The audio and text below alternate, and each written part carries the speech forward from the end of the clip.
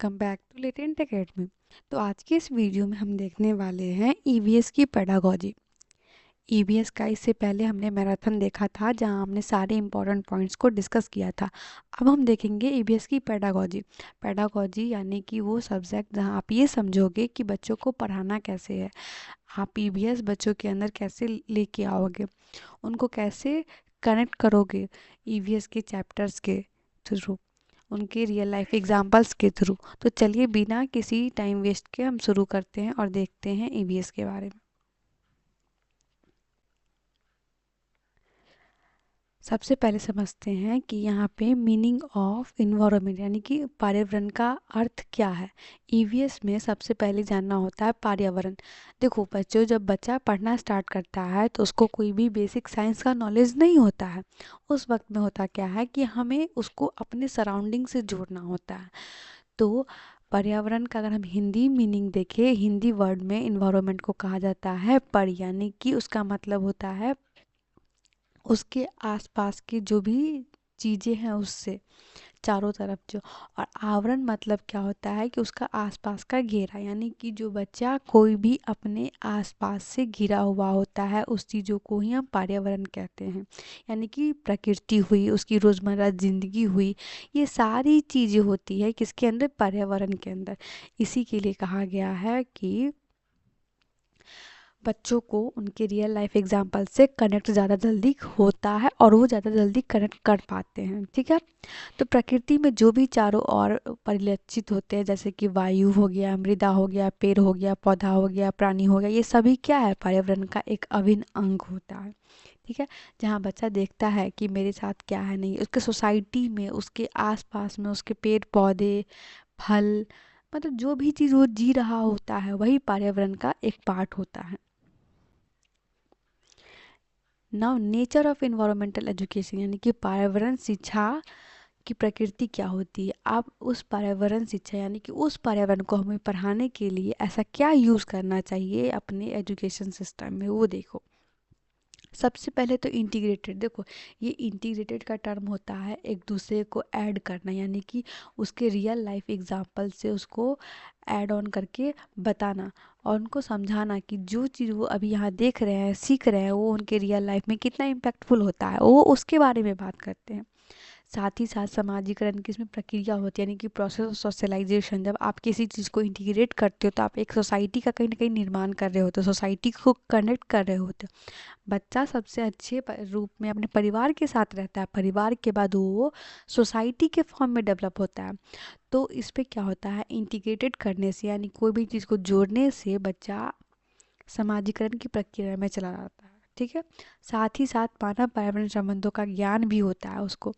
अगर जैसे कि हम इसका एग्जांपल देके समझाएं कि कोई बच्चा एक सर्टेन ए नाम के सोसाइटी में रह रहा है, तो वो ए नाम के सोसाइटी में रह रहा है, यानी कि वो अपने बी वाले सोसाइटी से भी कनेक्टेड है, अपने सी वाले सोसाइटी से भी कनेक्टेड है। जब वहाँ कनेक्टेड है तो बच्चा क्या सोचता है कि ये दोनों उसके सराउंडिंग का है, इन्वायरमेंट है, तो वो इनसे भी इंटीग्रेट है, बी वाले से भी इंटीग्रेट है और सी वाले से भी इंटीग्रेट है। जब वो इन सब के बीच रहता है तो एक सोशलाइजेशन के प्रोसेस में ढलता है, वहाँ के लोगों से, बोलचाल से, विचारों से, भाषा से, फेस्टिवल से, कल्चरल से, सबसे हूबहू मिलता है, तो उसको कहीं ना कहीं आइडिया होता है एक सोशलाइजेशन के टर्म का। ठीक है। जब वो इन सब के साथ जुड़ता है तो उनको ह्यूमन के रिलेशन के बारे में पता चलता है इन्वायरमेंट से, कि कोई भी व्यक्ति कैसे अपने इन्वायरमेंट से जुड़ा हुआ होता है। जैसे कि हम रोज़मर्रा के जीवन में देखें कि हम सबसे बड़ा चीज़ होता है, सबसे बड़ा फैक्टर ऑक्सीजन, जो हम सांस के रूप में हमेशा लेते हैं, 24 घंटा लेते हैं। तो वो बच्चा जब स्टार्टिंग में पढ़ना स्टार्ट करता है तो वहाँ पे हम उसको सिखाते हैं कि पेड़ पौधे लगाना कितना ज़रूरी है, पेड़ पौधे लगाने से हमें सांस मिलता है, पेड़ पौधे हमारे लिए बहुत सारे चीज़ करते हैं। तो कहीं ना कहीं क्या कर रहा है वो, मानव को एक पर्यावरण से जोड़ रहा है, उसका इफेक्ट बता रहा है कि वो कितना इम्पोर्टेंट है उसके लिए। ठीक है। उसके साथ साथ क्या होता है कि उसका प्रैक्टिकल नॉलेज बढ़ता है। अगर हम बच्चे को पेड़ लगाने के लिए प्रेरित करते हैं तो बच्चा भी प्लांटिंग की तरफ बढ़ता है, बच्चा को भी लगता है कि हाँ प्लांटिंग एक अच्छा चीज़ है, तो वो उस चीज़ को क्या करता है, प्रैक्टिकली इम्प्लीमेंट करके देख रहा होता है। इन सब के साथ क्या होता है, उनका एक जुड़ाव होता है एजुकेशन सिस्टम को लेकर के, तो बच्चा जुड़ाव के साथ वो चीज़ कर रहा होता है। और इन सब में लास्ट में क्या होता है कि मानव विकास से डेवलपमेंट होता है। यानी कि कहीं ना कहीं बच्चे के अंदर वो एक अच्छी ऊर्जा आती है, एक अच्छी सोच आती है, एक अच्छी नेशन सोसाइटी को डेवलप करने की होती है।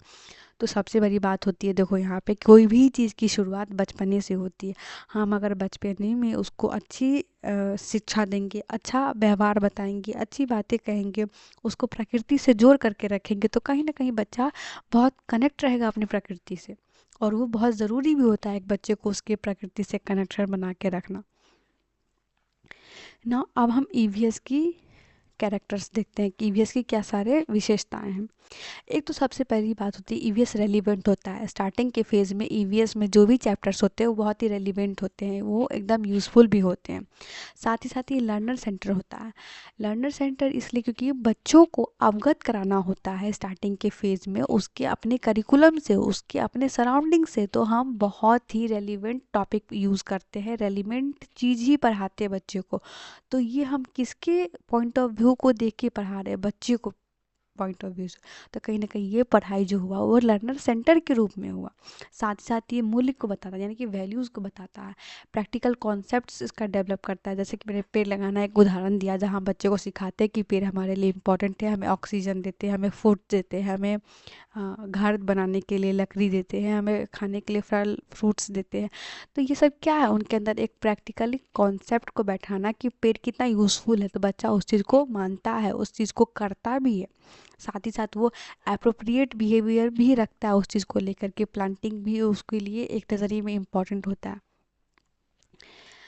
अब हम देखते हैं अप्रोचेस ऑफ ईवीएस। ईवीएस के क्या अप्रोचेस है उसके बारे में। यही सबसे पहले क्या करता है, सरल से जटिल की ओर लेके जाता है। यानी कि कोई भी चीज़ अगर बच्चा नहीं समझ रहा है तो उसको हम पहले कॉमन के रूप में समझाएंगे कि ये चीज़ बहुत ही कॉमन है और इससे देखो ये एक लार्ज चीज़ बनता है। तो बच्चा सिंपल टू कॉम्प्लेक्स ही समझता है।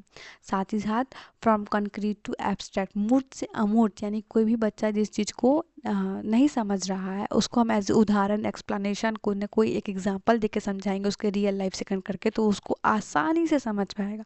तो उसी को कहते हैं concrete to abstract. Now next, known to unknown. देखो बच्चा बहुत सारा चीज़ जान रहा होता है अपने घर परिवार में रह करके ही, लेकिन कुछ चीज़ें नहीं जानता है जैसे साइंटिफिक वे में, तो हम उसको नोन से मतलब जो वो जान रहा है उससे उसके जो नहीं जान रहा है उसके ऊपर हम उसको कनेक्ट करवाते हैं। सपोज़ कोई बच्चा जानता है कि मतलब बीज से, सीड से जो है ना एक पौधा का जन्म लेता है, ठीक है, प्लांट का जन्म लेता है। तो बहुत बार आप देखते हो कि बचपन में ये मिथ होता है कि अगर कोई बच्चा एक सीड जो है वो अगर खा लिया है तो उसके मन में ये आता है कि अब उसके मतलब पेट के अंदर से ना एक पूरा का पूरा प्लांट निकलेगा, क्योंकि सीड से ही प्लांट होता है। अब बताओ बच्चे के अंदर एक फियर आ गया ना कि भाई साहब मैंने सीड खा लिया, अब सीड से मेरे पेट के अंदर से पेड़ निकलेगा।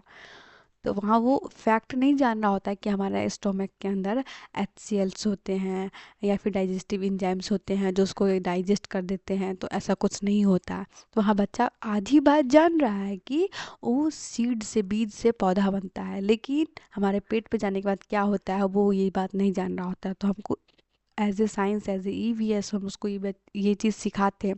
तो उसी को क्या कहते हैं, फ्रॉम नोन टू अननोन। जो जान रहा है उससे नहीं जान रहा। फ्रॉम होल टू पार्ट, जो पूरा बात जान रही, पूरा बात समझे। फ्रॉम लोकल टू ग्लोबल, आप देखो मैंने अभी ये एग्जांपल अच्छे से समझाया आपको कि उसको लोकल में ये पता चला कि सीड से प्लांट होता है, लेकिन सीड अगर स्टोमक में जाने से प्लांट नहीं निकलेगा, ये उसको पता नहीं था। तो जो उसके लोग बता रहे हैं जो नहीं हो रहा है वो उस चीज़ से रूबरू होता है। साथ ही जो अपने आसपास में देखता है कि एक प्लांट लगाने से कितना बड़ा इम्पैक्ट पड़ सकता है हमारे ग्लोबली रूप में, तो वो उसके ऊपर भी जानता है, समझता है, सोचता है। तो देखो कितना इम्पैक्टफुल होता है एक बच्चे का ईवीएस में पढ़ना स्टार्टिंग में। साथ ही साथ हमको उसको एज ए डिलिबरेट मैनर में समझाना कितना यूज़फुल हुआ वो देखो ना। अब नेक्स्ट देखते हैं हम एम्स ऑफ लर्निंग ईवीएस। अब ईवीएस को सीखने के उद्देश्य क्या सब होता है वो देखो। Exploration and connection with environment, बच्चे का एक तो सबसे बड़ा है एक्सप्लोर करना किसी चीज़ को लेकर के कि अच्छा ये चीज़ कैसे होता है, क्यों होता है, किस लिए होता है, उसके अंदर क्यूरियोसिटी का रहना कि बच्चा क्यूरियस है अपने इन्वायरमेंट को लेके, अपनी सराउंडिंग को लेके, और वो जानना चाहता है कि प्रकृति में ऐसा क्यों होता है, ऐसा ही क्यों होता है। बहुत सारे एग्जाम्पल्स हम देख सकते हैं। कुछ ऐसे पेड़ पौधे होते हैं जो हमेशा ज़मीन के अंदर उगते हैं, कुछ ऐसे होते हैं कि ज़मीन के बाहर उगते हैं। बहुत सारे जैसे सब्जियां आप देखते होंगे, जैसे कि गाजर हो गई, मूली हो गई, आलू हो गया, ये सब ज़मीन के नीचे उगते हैं। वहीं कुछ ऐसी सब्जियां हैं जैसे कि पत्ता गोभी हो गई, या फिर गोभी हो गई, परवल हो गया, कुछ भी ऐसा अलग चीज़ है जो पेड़ से बाहर निकलता है। तो बच्चे के मन में ये क्वेश्चन सबसे पहले आएगा ना कि ऐसा क्यों होता है, कुछ चीज़ें हम ज़मीन के अंदर वाली खाते हैं, कुछ चीज़ें हम बाहर वाली खाते हैं। तो ये उसको कैसे समझ में आएगा, जब तक वो एक्सप्लोर नहीं करेगा, वो अपने इन्वायरमेंट से कनेक्शन फील नहीं करेगा, और एक्सप्लोरेशन से ही उसको अपने इन्वायरमेंट से कनेक्शन फील होगा। ठीक है। Sensitivity to environmental issue and concern, मैंने बताया ना कि अब उसके मन में ये क्वेश्चन आएगा कि क्यों ये चीज़ नीचे ही होती है, अंडर द ग्राउंड होती है, और ये क्यों आउट ऑफ द ग्राउंड होती है। ये बात उसको कब आएगा, जब वो उस अपने इन्वायरमेंट से कनेक्ट करेगा, उसके पीछे जो इश्यूज़ है, जो कंसर्न है, वो उस चीज़ को दिखाएगा, जो उसकी अंदर चिंताएं हैं या फिर उसके लिए संवेदनशीलता है, वो उस चीज़ को प्रकट करेगा। ठीक है। Developing own site into environment, अब उसका अपना क्या पॉइंट ऑफ व्यू है किसी चीज़ को लेके, वो उसका भी डेवलपमेंट करता है जब उसके बारे में जानता है, सीखता है, समझता है तब। डेवलपिंग एटीट्यूड एंड वैल्यू, साथ ही साथ वो अपना जो चीज़ जान रहा है उसका लेवल भी अप करता है कि बच्चा अच्छा इसमें ये होता है, इसका नेक्स्ट वर्जन ये होता है। तो अपना करिकुलम की हेल्प से वो एक मेंटली डेवलपमेंट भी क्रिएट कर रहा है। Developing cognitive functional and emotional aspects, obvious सी बात है, अगर हम साइंस जानते हैं तो देखो, हम जब सीड से प्लांट की बात किए तो ये हम एक एज ए इमोशन वे में जानते हैं, लेकिन जब हम साइंटिफिक वे में जानते हैं कि हमारे अंदर स्टोमक है, HCl है, डाइजेस्टिव एंजाइम्स है, वो सीड के पार्ट को डाइजेस्ट कर देगा, तो हमारे अंदर प्लांट नहीं निकलेगा। तो ये क्या होगा, हमारे कॉग्निटिव यानी कि हमारे भावनात्मक ज्ञान को विकास करना। वहीं इमोशनल चीज़ पे भी इम्पैक्ट पड़ता है। जब अगर हमें अच्छी नॉलेज पता है, सही नॉलेज पता है, तो हम इमोशनल के रूप में नहीं लेंगे किसी चीज़ को, हम एक अच्छे वे के रूप में लेंगे किसी भी चीज़ को लेकर के। देखो EVS में कितनी सारी बातें जुड़ी हुई होती है। बेसिकली सब कुछ आपके ऊपर डिपेंडेंट है, कुछ चीज़ें बच्चे को अच्छे वे में लेके चलने के लिए होती है। तो हमको हमेशा एज ए टीचर ये कोशिश करना चाहिए कि हम अपने बच्चे को EVS से जोड़ के रखें। EVS उसका स्टार्टिंग पॉइंट है, जैसे कि किसी भी सीढ़ी का सबसे पहला पायदान होता है, वैसा उसके लाइफ का सबसे पहला चैप्टर जो उसको इन्वायरमेंट से कनेक्ट करेगा वो उसका EVS ही होता है। EVS में ही वो सब कुछ देखता है, सब कुछ समझता है। तो हमको उसको हमेशा उसके कॉन्सेप्ट को, उसकी बातें को हमको क्लियर करके चलनी चाहिए। Now next 3 broad principle. अब EVS के अंदर 3 ब्रॉड प्रिंसिपल क्या है उसके बारे में देखते हैं। पहला तो लर्निंग अबाउट द इन्वायरमेंट, कि आपने पर्यावरण के बारे में सीखिए कि पर्यावरण में क्या है, कैसे है, क्यों है, किस लिए है। साथ ही साथ लर्निंग फॉर द इन्वायरमेंट, और आप पर्यावरण के लिए सीखिए कि उसमें हम क्या कर सकते हैं, हम अच्छा क्या बना सकते हैं, जो बुरा चल रहा है उसको चेंज क्या कर सकते हैं, एक चलता हुआ चेन को हम तोड़ कैसे सकते हैं। साथ लर्निंग थ्रू द इन्वायरमेंट, देखो ये टर्म आपको याद रखना होगा, पर्यावरण के माध्यम से सीखना। सबसे पहले तो हमने कहा लर्निंग अबाउट, यानी कि पर्यावरण के बारे में सीखना, के बारे में, अबाउट जो बताता है बारे में, कि उसके बारे में आपका क्या पर्सपेक्टिव है, क्या व्यू है, आप सीख रहे हो उसके लिए। वहीं बोलता है फॉर द इन्वायरमेंट, यानी कि उसके लिए, आपको उसके लिए सीखना है इस बारे में। ये चीज़ भी इम्पॉर्टेंट है कि आप चेंजेस क्या लेके आओगे। और दूसरा थ्रू द इन्वायरमेंट, थ्रू यानी कि उसके माध्यम से आप क्या सीख रहे हो, उसका मीडियम क्या था आपको सिखाने को लेकर के। तो ये बहुत बड़ा रोल प्ले कर रहा है। एक में आप जान रहे हो इन्वायरमेंट होता क्या है, इन्वायरमेंट में क्या कैसे होता है। दूसरा आप उसके लिए सीख रहे हो तो कि अच्छा इसमें ये इश्यूज़ है, ये प्रॉब्लम है, हमको इसको चेंज करना है, हमको इसको बदलना है। तो वो बताता है लर्निंग फॉर द इन्वायरमेंट को। और वही जहाँ आप उस चीज़ को सीख लेते हो, कर लेते हो, तो उसको क्या बताता है, लर्निंग थ्रू द इन्वायरमेंट के लिए। तो ये 3 ब्रॉड कैटेगरीज हैं और प्रिंसिपल है इसके, जो आपको याद रखना होगा। आपको ये ऑब्जेक्टिव बना के पूछ सकता है कि इनमें से कौन सा नहीं है और कौन कौन सा है। नाउ नेक्स्ट, ईवीएस पढ़ाने का तरीका है, उसका मेथड क्या है उसके बारे में देखते हैं।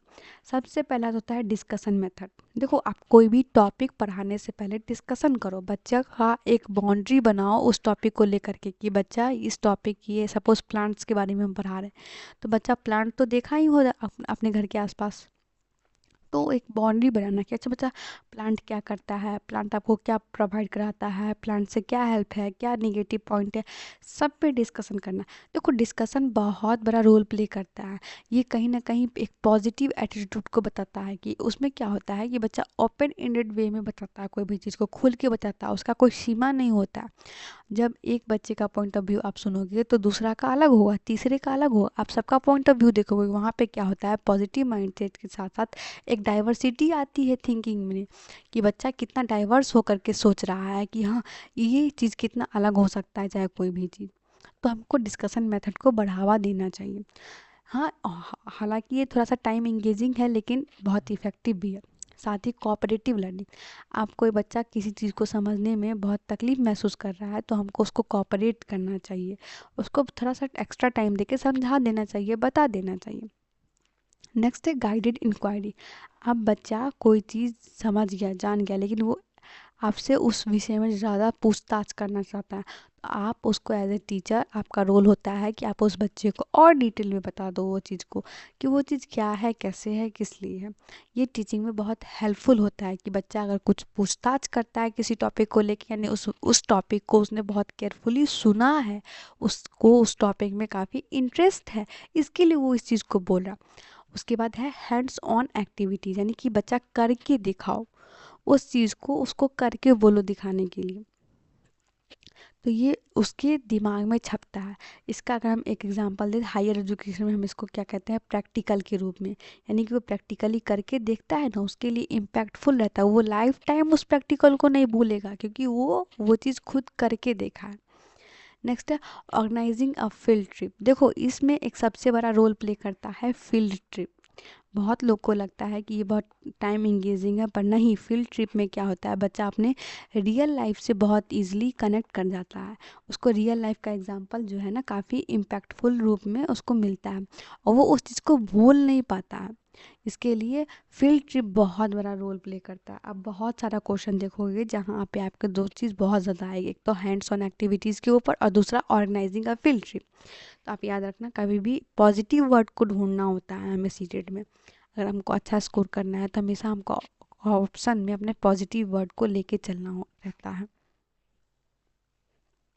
नाउ नेक्स्ट, ईवीएस पढ़ाने का लक्ष्य क्या होना चाहिए, एम क्या होना चाहिए ईवीएस पढ़ाने का। सबसे पहले तो है connecting knowledge with life outside the school, यानी कि उसको उसके अपने रियल लाइफ से, उसको अपने एवरीडे लाइफ से कनेक्ट कराना, उसको एक्सपीरियंस फील कराना कि वो उसका जो एक्सपीरियंस है उसके अपने इन्वायरमेंट के लिए वो कैसा है, क्या है, अच्छा है, बुरा है, वो कैसे कर पाएगा ये चीज़ जब तक वो कनेक्ट नहीं करेगा स्कूल के बाहर। ठीक है। नेक्स्ट है critically discussing gender issue and issues of marginalisation. देखो, एक जेंडर इशू बहुत बड़ा चीज़ होता है कि बहुत जगह पे जेंडर डिस्क्रिमिनेशन भी चलता है, लोग बहुत ज़्यादा जेंडर डिस्क्रिमिनेशन करता है, लेकिन हम उस चीज़ को टाल सकते हैं एक अच्छे व्यवहार में, एक अच्छे बिहेवियर के साथ। ठीक है। नेक्स्ट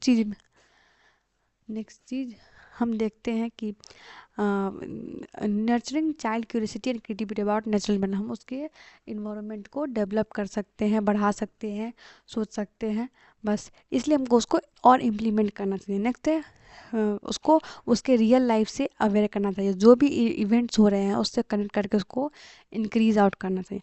लास्ट है उसको कोई भी एग्ज़ाम्स को लेकर के कोई भी फियर नहीं डेवलप करना चाहिए, साथ ही साथ फ्लेक्सिबल रहना चाहिए, उसको क्लासरूम लाइफ से भी इंटीग्रेट करना चाहिए। तो ये सारा बहुत ही इंपॉर्टेंट फैक्टर है, ये साथ साथ ईवीएस का पढ़ाने का लक्ष्य भी है। तो एज ए टीचर आप कोशिश करिएगा इन सभी को इम्प्लीमेंट करने का, अपने साथ और अपने बच्चों के साथ एक बहुत ही नॉर्मल बिहेवियर के साथ पढ़ाइएगा ताकि वो अपने रियल लाइफ में कनेक्ट कर सके, एक्सपीरियंस को ले सके और आपसे एक गाइडेड मैनर में पढ़ भी सके। दोस्तों, अगर आपको ये वीडियो पसंद आई हो तो प्लीज़ लाइक करें, शेयर करें और सब्सक्राइब करें। मिलते हैं नेक्स्ट वीडियो में, तब तक के लिए keep learning, keep enjoying, thank you so much.